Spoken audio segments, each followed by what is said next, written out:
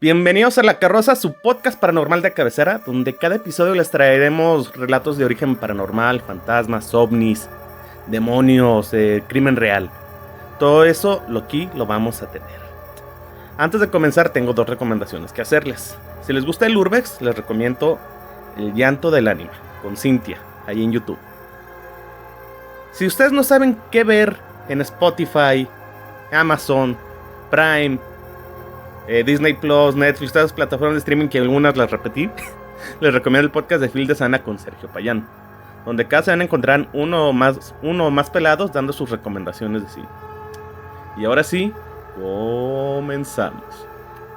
El día de hoy les traigo un tipo de reportaje. De hecho, ya tenemos rato sin hacer algo de esta temática, un tipo de crimen real, que también podría ser una historia de fantasmas. Esto me refiero al penal de Topo Chico.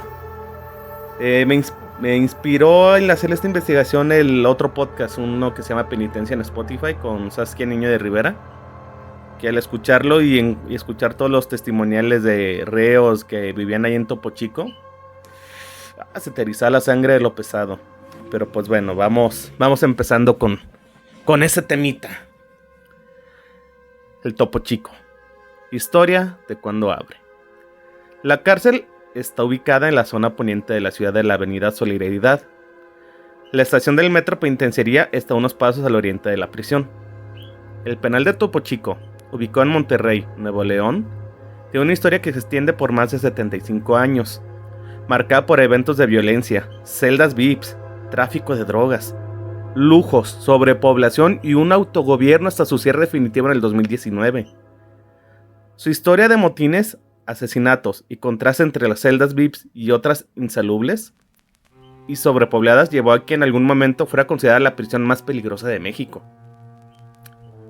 Inaugurado en 1943, el Centro de Reinserción Social Topo Chico fue diseñado originalmente para albergar una población carcelaria considerablemente menor a la que terminó conteniendo décadas después.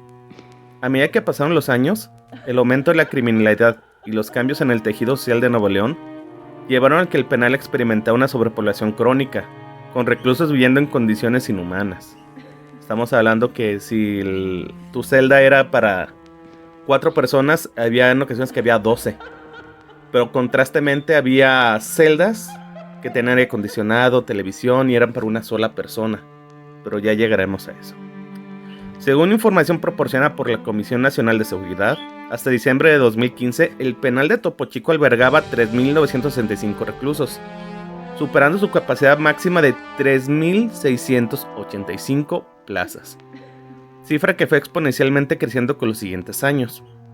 Durante 7 décadas concentró la población penitenciaria de Baja California, Ciudad de México, el Estado de México, Jalisco, Nuevo León, Puebla y Sonora.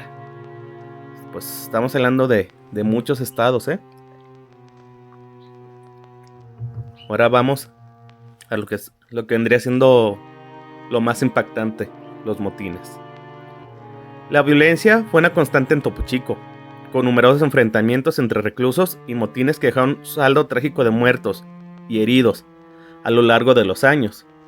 Fue una zona de guerra, un territorio de disputa para los Zetas y los miembros del Cártel del Golfo. Fue un albergue de la Santa Muerte, un lugar para rituales y cultos diabólicos. Fue una cárcel estatal para prisioneros de alto perfil, desde funcionarios políticos de negro historial hasta encubrados banqueros y asesinos, que inspiraron películas icónicas como El Silencio de los Inocentes.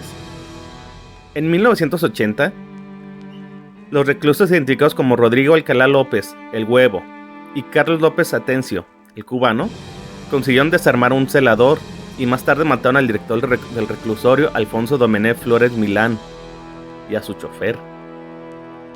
Otros internos que sumaron a la revuelta y fingieron que el director del recluso estaba secuestrado y vivo para negociar su libertad. Incluso privaron de su libertad a las 3 secretarias de Alfonso Domenech.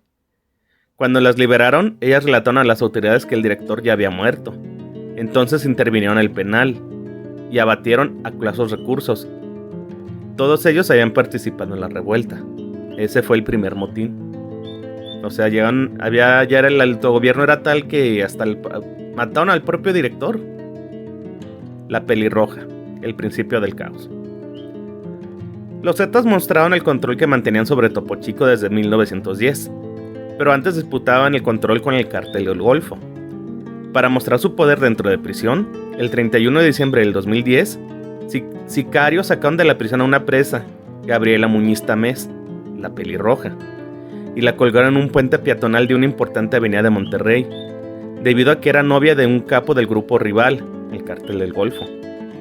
Se estima que el grupo obtenía en la prisión suculentas cantidades de dinero por el cobro de cuotas, venta de drogas y otros negocios, según informan oficiales.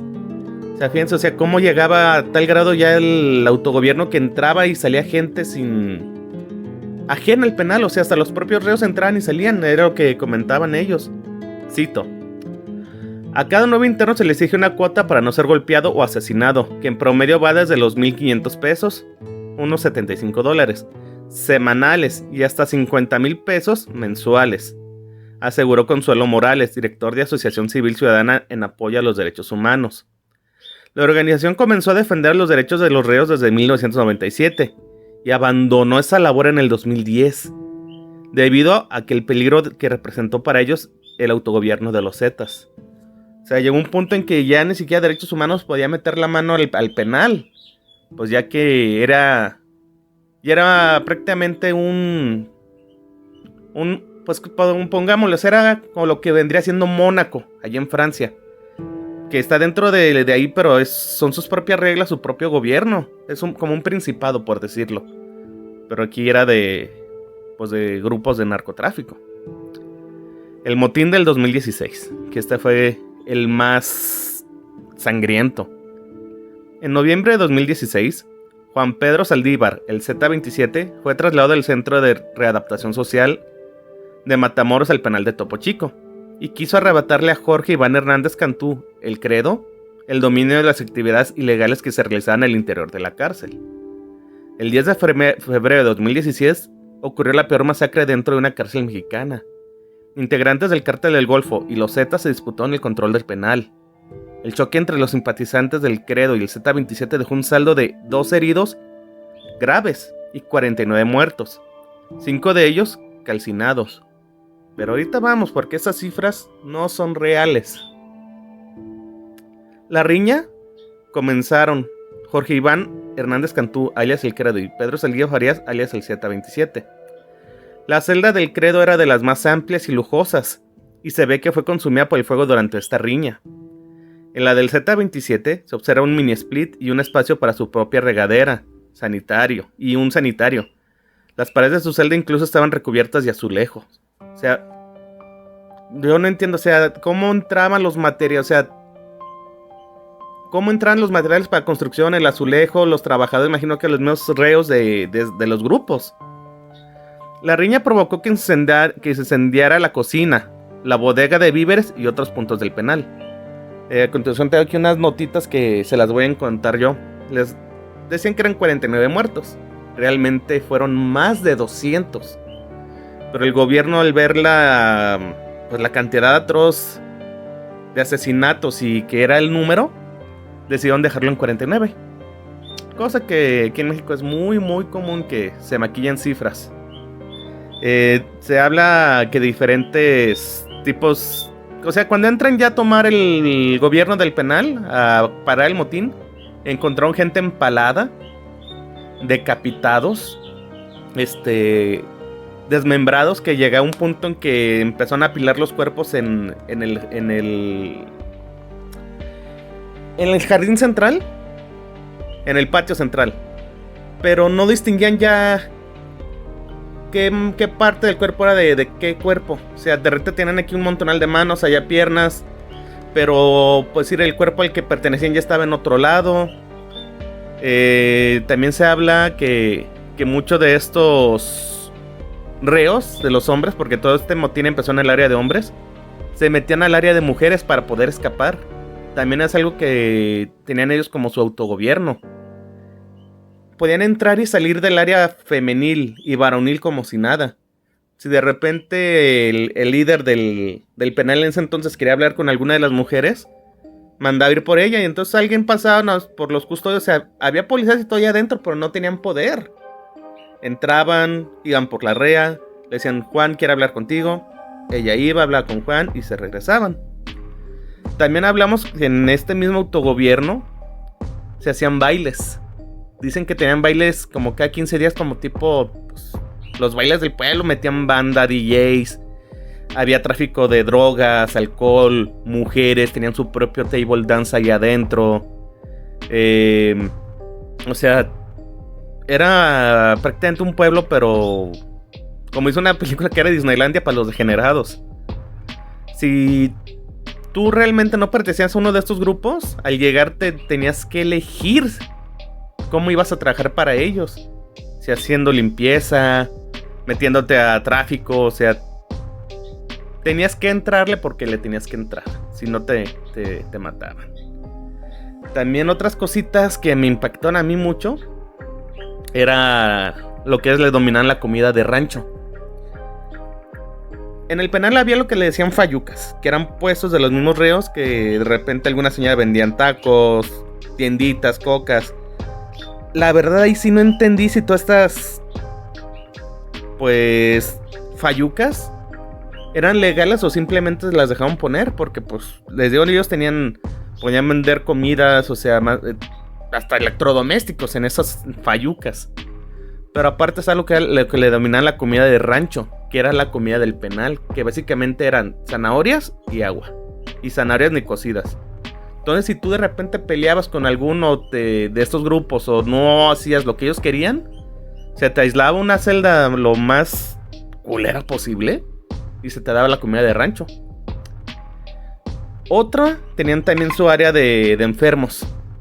Estaban los enfermos de enfermedades mentales, que ellos más bien sí los tenían como un tipo de protección.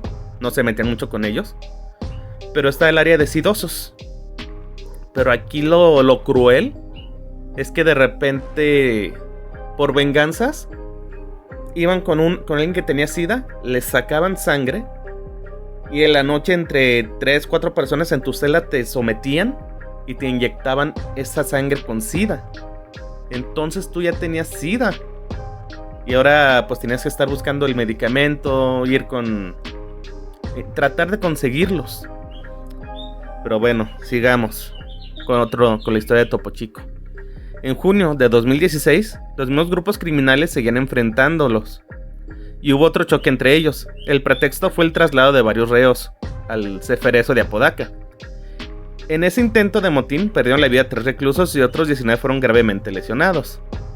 En 2014, de no del 2018, la riña entre nuevos internos y presos de Topo Chico dejó un saldo de 2 muertos. Fíjense, o sea, cómo van cada vez más y más motines. El 27 de marzo del 2018 se registró otro motín con un saldo de 16 prisioneros heridos y un muerto. Horas antes del enfrentamiento, 500 presos de alta peligrosidad habían sido trasladados a otros centros penitenciarios, aún así con una fuerte riña en la que se escucharon detonaciones de armas de fuego.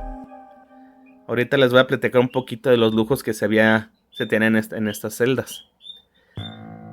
En el penal de Topo Chico la desigualdad era patente, incluso en las condiciones de vida de los reclusos. Mientras algunos vivían con celdas de lujos como jacuzzis, televisión gigantes, refrigeradores y celdas privadas impensables para un centro de reclusión, también contaban con zonas como table dance, cine, teatro, bares y otros lujos dentro del mismo penal. Pero otros enfrentan situaciones de insalubridad y abandono extremo.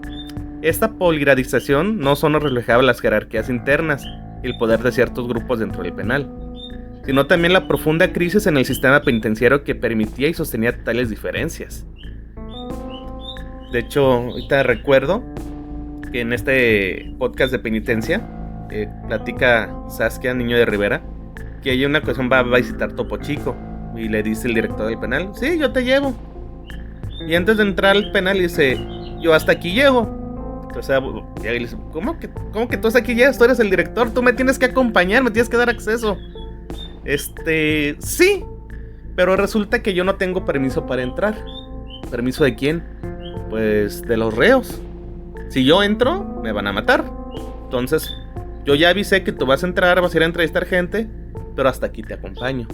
Fíjense a qué punto ya que ya ni el director del penal podía entrar. O sea, no estamos O sea, ya ni siquiera estamos hablando de que lo sobornaban, ¿no? Lo amenazaban. Continúo.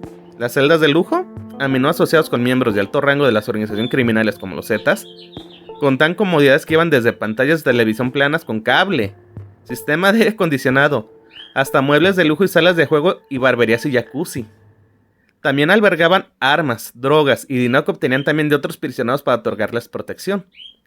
Sin embargo, se ha mantenido en pie un edificio evocado al recuerdo de los episodios de violencia, eso es después del cierre. Motines y hasta rituales considerados satánicos que marcaron la historia del lugar.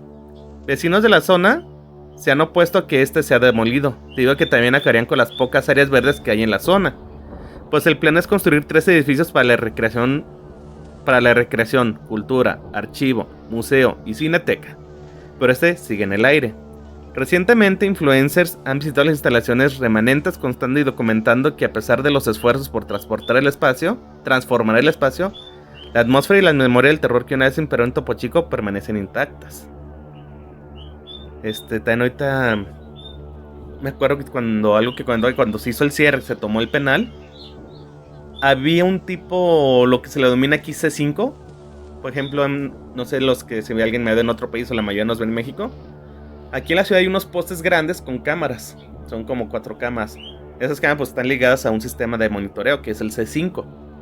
Los reos tenían su propio C5 dentro del penal que monitoreaban a la ciudad de Monterrey. Entonces de repente cuando están demoliendo la ciudad, el penal, para ver qué más encontraban, se encuentran con este C5 funcional.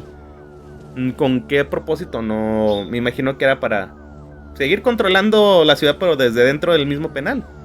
Pero pues continuó. Mientras vamos platicando van saliendo muchas más cosas.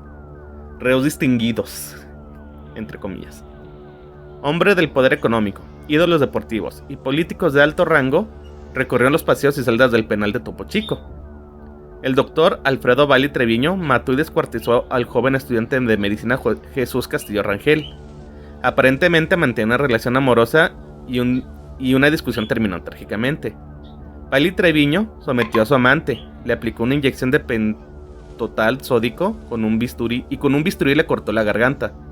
Lo desangró, lo descuartizó y colocó su cuerpo partido en una caja de cartón. Con el paquete, bajó el brazo y se trasladó en su auto hacia un terreno baldío del municipio de Guadalupe, donde enterró los restos de Jesús Castillo. La prensa de la época publicó profusamente la historia del hombre lobo de Nuevo León, el médico asesino, el monstruo de Talleres y el vampiro Valli. Fue el último preso condenado a pena de muerte en México, pero también inspiró a Thomas Harris, el periodista estadounidense que escribió la novela El silencio de los inocentes. Jorge Laquenau Rocha fue un banquero y poderoso empresario mexicano, quien fue arrestado en noviembre de 1997 por cargos de fraude y evasión de impuesto. El dueño de Ava Seguros, no sé si varios lo van a recordar, porque aparecía en las playas de la selección mexicana y de Chivas. El dueño de Ava Seguros y patrocinó a los equipos de fútbol Rayados de Monterrey, Tigres de Nuevo León, Chivas de Guadalajara y a la selección mexicana de fútbol. De hecho, me acuerdo que teníamos esas playas tan muy bonitas y recuerdo que tenía aquí el logotipo de Ava como terciopeleado. Inicialmente estuvo bajo arresto domiciliario en Monterrey. Entró a la prisión de Topo Chico el 17 de noviembre del 97, donde permaneció durante 8 años. El 25 de diciembre de 2005 fue liberado tras el pago de 53 millones de pesos. Miguel Nazar Haro, ex titular de la Dirección Federal de Seguridad, también estuvo preso en el centro penitenciario de Topo Chico. Acusó de haber intervenido en la captura y desaparición de militares de la Liga Comunista de 23 de septiembre. Jesús Piedra Ibarra, hijo de Rosario Piedra, en 1975. Nazar Haro es conocido como el creador de la Brigada Blanca, un grupo paramilitar responsable de la identificación, captura, desaparición, tortura y muerte de militares de izquierda política. Fue liberado por su edad para terminar sus últimos días en casa. O sea, este prácticamente tuvo ahí cadena perpetua. Rodrigo Medina, exgobernador de Nuevo León, estuvo por alrededor de 19 horas en el penal de Topo Chico, acusado de peculado y daño al patrimonio estatal. El amparo del juez federal le permitió recuperar su libertad. José de Jesús Arellano Alcocer, mejor conocido como el Cabrito Arellano, Fue acusado de violar a su propia sobrina. El destacado mediocampista de las Chivas de Guadalajara y Rayados de Monterrey ingresó a la penitenciaría el 4 de mayo del 2019. Había permanecido 2 años prófugo, pero tras ser detenido casi inmediatamente fue puesto en libertad por faltas de prueba. La Fiscalía de Nuevo León no logró acreditarle el delito de abuso sexual en agravio de una de sus sobrinas, así que apenas permaneció 5 días en el penal de Topo Chico. Sí, todos estos casos sí el de Jesús Arellano se lo recuerdo.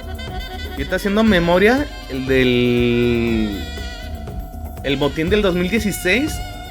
Recuerdo vagamente que se vio en las noticias. Se salió, me acuerdo que decían que varias gente estaba fuera del penal preguntando por sus ¿cómo se llama? Por sus familiares, a ver si están bien, porque la noticia corrió, a pesar de que todavía no era el internet tan lo que es ahorita, la información corrió muy muy rápido.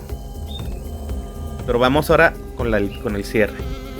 Tras el cierre del penal de Topo Chico en Monterrey, Nuevo León, el pasado 30 de septiembre de 2020, sus reos fueron separados y trasladados a diferentes prisiones, entre ellas el Centro Penitenciario de Reinserción Social número 2, también conocido como Apodaca 2.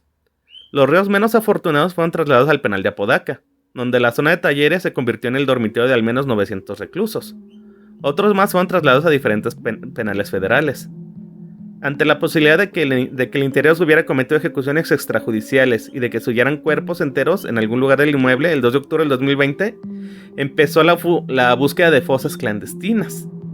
Que aquí no encontré más información si encontraron o no cuerpos, pero lo más seguro es que sí.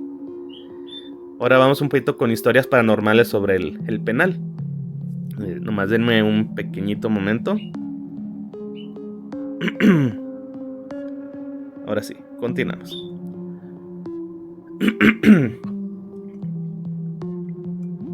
Ahora sí, vamos con lo paranormal. La masacre de Topo Chico, que tuvo lugar el 10 de febrero de 2016, reveló que las autoridades penitenciarias no tenían el control del penal. Eran los propios reclusos que disputaban los territorios, ganancias y privilegios propios de sus actividades delictivas.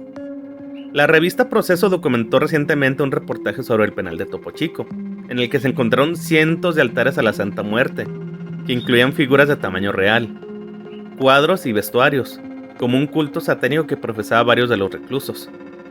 Al fondo de la penal, en la esquina norponiente, cerca del área psiquiátrica, había una especie de bodega apartada, que era la sala de esparcimiento del Z y sus soldados. Había bar y mesas de billar.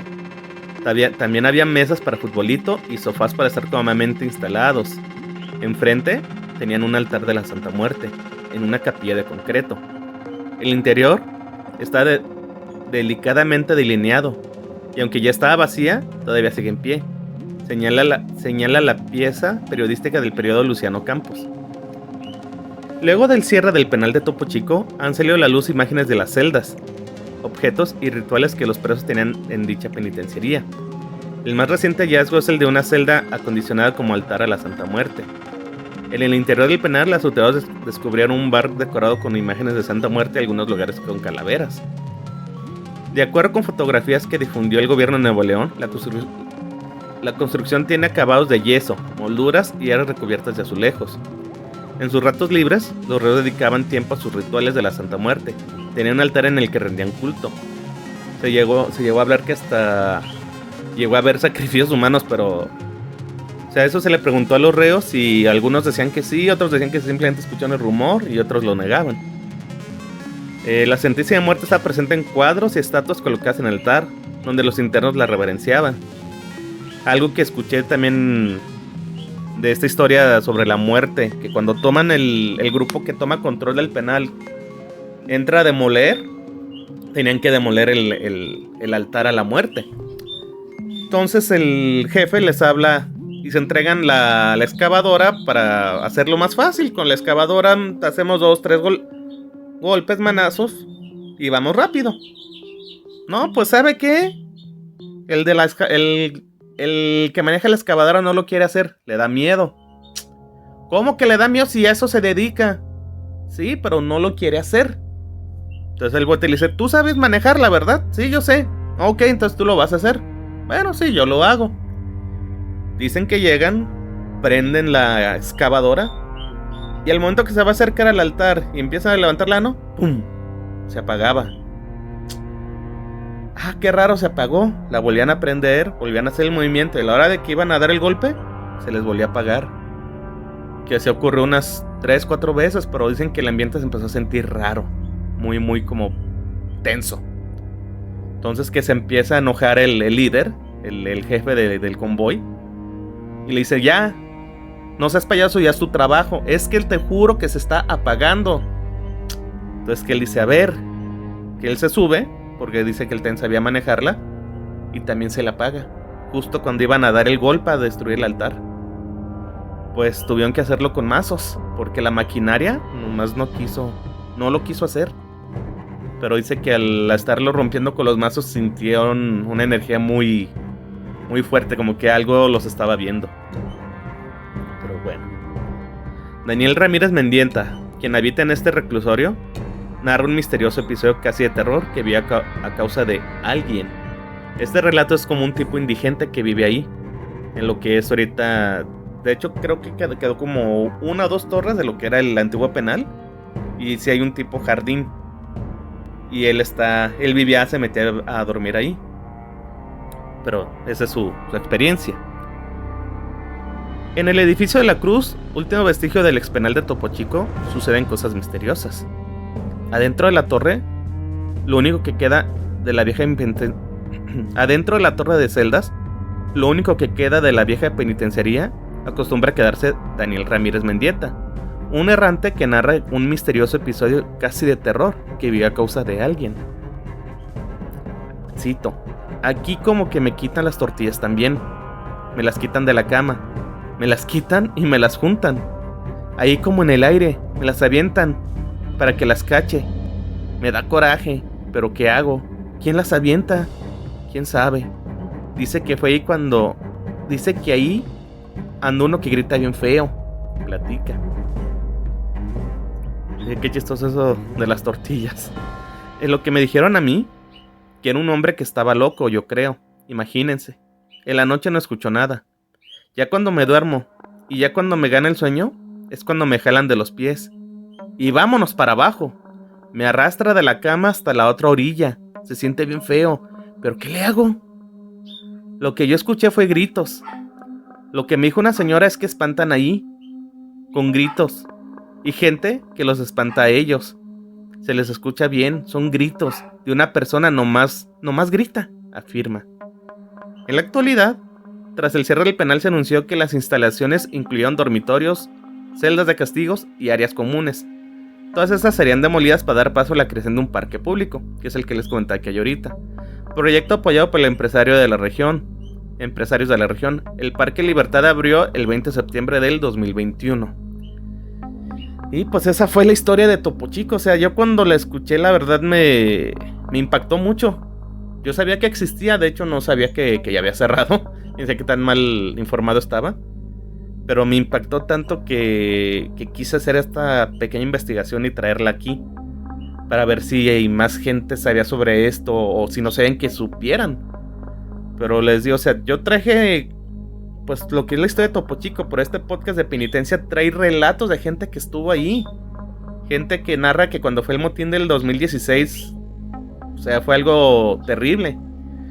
Porque ya cuando entraron las autoridades a tomar control, agarraron parejo hombres o mujeres, aventaron gas. Y en el área de mujeres hay niños. Es algo que yo no sabía, que en los penales, pues, tú quedas embarazada y de allí puedes criar a tu hijo un tiempo. Entonces, que lo que decían ellas eran que se iban a refugiar. Que entraban y que nomás de repente ven que hombres venían por el lado del penal de masculino hacia el femenino. Y ellas pensaban, nos vienen a matar. No, iban a escapar. Porque todo el desmadre en el área de hombres. Y le estoy hablando que según el gobierno fueron 49 muertes. Realmente dicen ellos que fueron más de 200 los que estuvieron ahí. Me queda muy grabada la historia, se me olvidó el nombre del reo. Pero él estaba en el área en la enfermería. Y que a él le tocó ver varios que iban a pedir ayuda y frente a ellos los mataban. Se llama La Huicha, de hecho, para que vean el episodio de penitencia de La Huicha. Todo eso fue el más impactante. A él le tocó ayudar a recoger todos los cuerpos en el patio. Y él dice, no, yo los conté, no fueron 50, fueron más de 200. Pero pues el gobierno ahí lo dejó en 50 maquillándolo. Pero pues bueno, esta fue la historia del penal de Topo Chico. Espero que les hubiera gustado. No se olviden de dar like, compartir, todas esas cosas que decimos en YouTube. Ya se me olvidó que está aquí. Pero que nos sigan ahí como La Carroza Podcast en YouTube. Y en TikTok me pueden seguir como El Monje de la Carroza, donde también traigo otras historias y relatos. Y adiós.